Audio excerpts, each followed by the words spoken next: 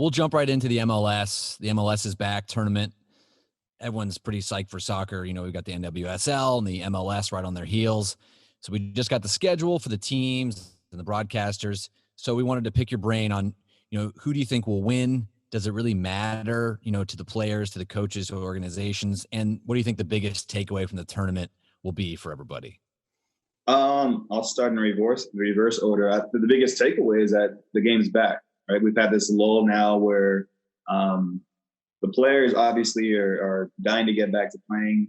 The fans, of course, want to see the game back. And I think now that you're starting to see European leagues come back, of course, they're even more anxious for the game to return domestically. So that's the biggest takeaway, that the sport will be played this season. There's not going to be a complete loss of the year.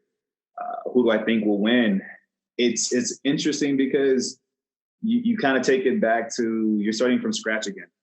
Everyone's going through their own little preseasons, trying to get sharp, and guys who may have picked up a little bit of a knock or an injury have had a chance now to recover. So with all things being equal, and you think everyone's on a level playing field, it's hard to bet against LAFC.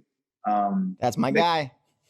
They came up short last year, and I think they're coming into this season with even more of a chip on their shoulder, with something to really prove going out the way that they did last season. They beat Galaxy, and they thought that was a monkey they needed to get off their back, and that things were kind of lining up perfectly for them. And then Seattle came and said, no. So I think Bob will have that group really, really motivated to come out and prove a point. So it's hard to bet against them, but in saying that, there's some contenders that always stick out. Galaxy's going to be knocking on their door. That group alone, with Galaxy, Portland, LAFC, I forget who the fourth team is in that group, but that's a tough group to get out of in itself. Houston's the fourth team in that group, but it's exciting. I think what the fans will enjoy seeing is a tournament style, similar to like a World Cup, where games are coming quick and fast.